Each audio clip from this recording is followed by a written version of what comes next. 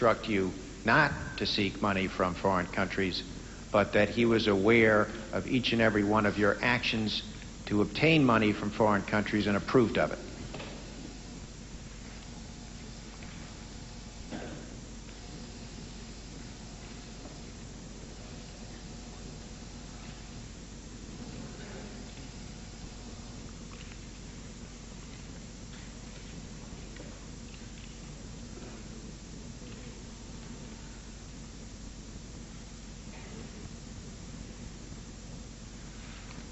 I believe so, yes. And with respect specifically to country 3, I take it that you originally had a meeting with General Singlaub in which he reported a discussion he had had with representatives of country 3. That is correct. And he told them that the discussion that he had with representatives of country 3, which he told you about, had to do with money for the Contras. As I recall, yes. And I believe that the discussion you had with him was sometime in November of 1984. Is that consistent with your recollection? I have absolutely no recall when those conversations were, but I'm sure you have a contemporaneous record of mine that would reflect that. Yes, Exhibit 71.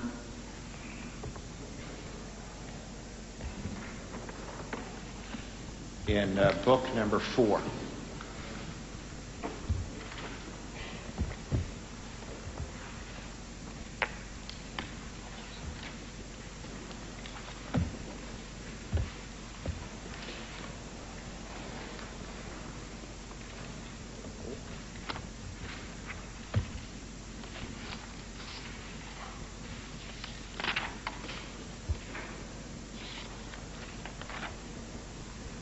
Second page of the exhibit. Turn one more page.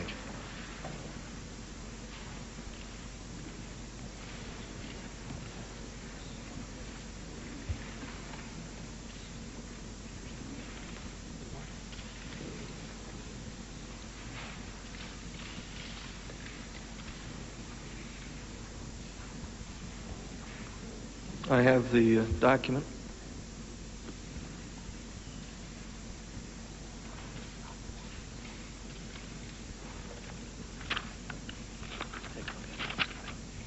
Does that refresh your memory that it was sometime in November of 1984 that General Singlaub reported to you on his discussion with Country 3 on the subject of funding the Contras?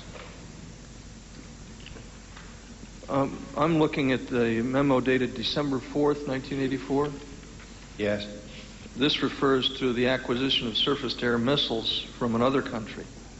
Well, that's why I asked you to turn to the next page. Okay. I see the entry. Okay, November of 1984. I'm missing the date, Counsel. Well, at the very first part of the memo, it says, in accordance with prior understanding, I met on Wednesday, November 28th. And that is an unrelated transaction. That happens to be the transaction that relates to the surface-to-air missiles. Yes, and then if you turn to the next page, it says, later that afternoon, Major General Jack Singlaub visited to advise of 2 meetings held earlier in the day. Got it. So my question is, did you have a discussion with General Singlaub in November of 1984 on the subject of his discussing money for the Contras with Country 3? Later that afternoon, yes. Yes. And then sometime a couple of months later, did you not ask General Singlaub to go back to Country 3 and seek $2 million for the Contras?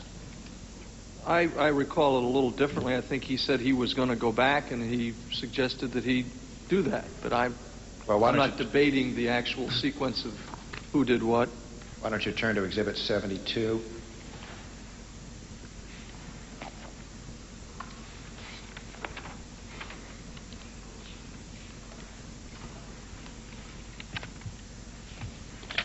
Second page. Second page on mine is blank. Let's talk about this page. It's not. This is a cable to Try the third page, which is numbered 2, I believe. Got it. You see at the top it says the FDN is in urgent need of near-term financing, approximately $2 million. Right. For the purchase of rifles, ammunition, and boots for new volunteers. Yes. And then down lower it says, Singh Lab will be here to see me tomorrow. With your permission, I will ask him to approach. And then blanked out as country 3, embassy urging that they proceed with their offer. Yes, I would also like to point out that it says proceed with their offer. It does not say proceed with what I asked for. But you asked General Singh Lab, did you not, to go back and ask them to proceed with their offer? Yes, but again, I think what's important, Counsel, is the words "their offer." Well, their offer didn't, I get in the fact... sense that somehow or another we've tried to create the impression that Oliver North picked up his hat and wandered around Washington and foreign capitals begging for money, and I didn't do that. I didn't have to do it, because others were more willing to put up the money than the Congress, because they saw well what was happening to us in Central America and the devastating consequences of a Contra wipeout and an American walkaway and write-off to what was going to happen to this country and to democracy elsewhere in the world. I didn't have to wander around and beg. There were other countries in the world and other people in this country who were more willing to help the Nicaraguan resistance survive and cause democracy to prosper in Central America than this body here. And that is an important factor in all of what you do, Counsel, and in what this committee is going to do.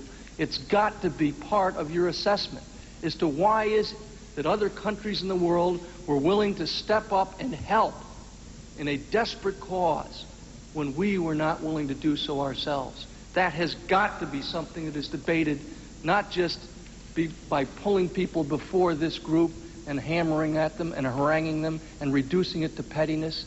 It has got to be something that the American people come to understand how desperately important it was, not just to us, not just to Ollie North, and not just to President Ronald Reagan. It was important to these other people who put forth that money.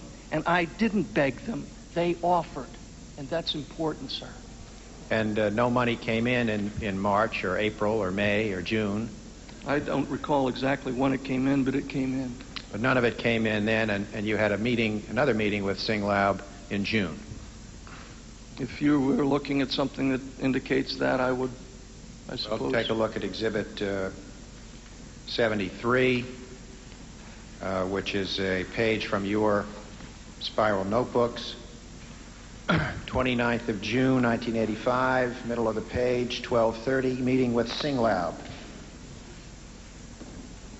Do you see that, sir? I do. And then it says 10 million, 5 million from country 3 is blanked out. Call Sigur or North. And I take it he was telling you that he needed a signal from this government before country 3 was going to give any money. I don't recall specifically what that was about. I've admitted to you that I did meet with a representative of country 3 and confirmed that this country would be indeed grateful. I don't remember this specific... But you've also told us that there were these other countries that themselves on their own wanted to aid the Contras. And I'm saying, isn't it true that they didn't give any aid for several months, and that Singh Lab came back to you and said they're not going to give any money unless this government gives them a signal? And he met with you and asked you for that, and you said, have them call Sigur or North. Okay. Yeah, I mean, that is exactly what transpired. I'm not saying that's exactly what transpired this day. And then nothing happened for approximately a month, and you had another meeting with Singh Lab, this time on the 30th of July.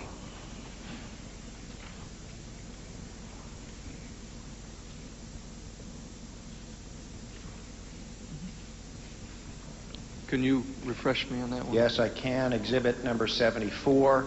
It's another page from your spiral notebooks. Don't mention names that are circled. It says 30th of July, meeting with Singh Lab. And then there's the name of an official from country 3. Yes. Circled. And then it says, Singlaub need $2 million the next 2 weeks.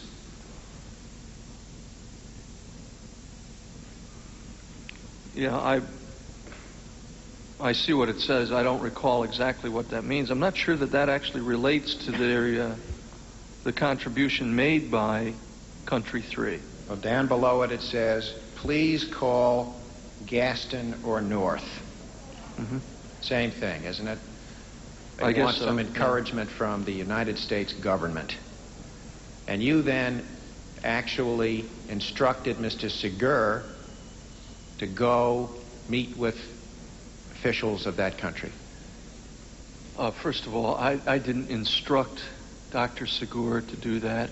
I probably asked him, and the word ask is indeed underlined in my notes.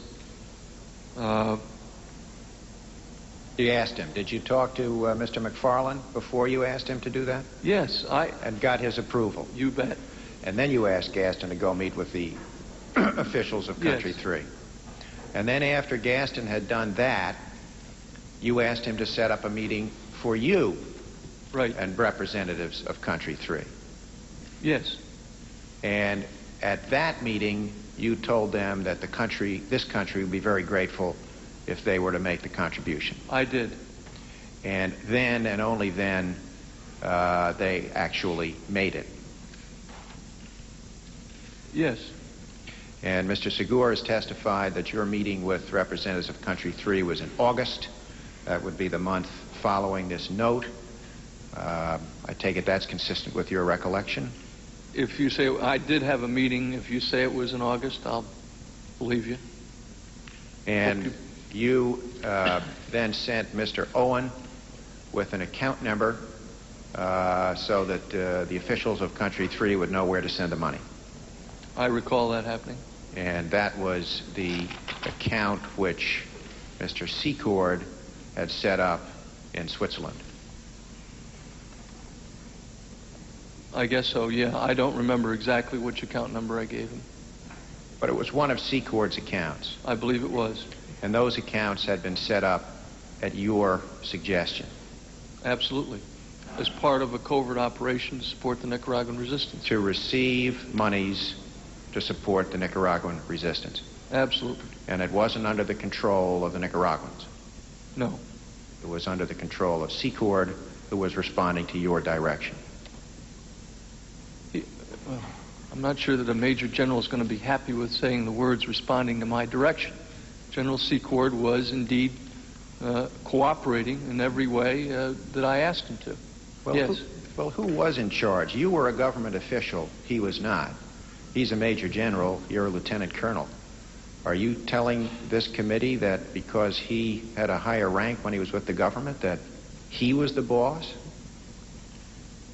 Well, he was the boss of what? He was the boss of the organizations and the commercial enterprises that he set up to assist the Nicaraguan resistance, and that I eventually asked him to expand out into other covert operations, and he did those things. Well, he did those at your request, did he not? That's correct, but And you it was- said direction, and I think that he would probably take umbrage with that. Well, I'm not asking you whether he would take umbrage. I'm asking you whether the United States government retained control over this covert operation. I tried to, Counsel. Tried to. And indeed, all of the money that went into that bank account in Switzerland resulted from your efforts. I don't know that, no. Because you say that bank account, I'm not sure about, to this day, exactly how much money went into that bank account, or which bank account. Well, I can tell you that the committee's records reflect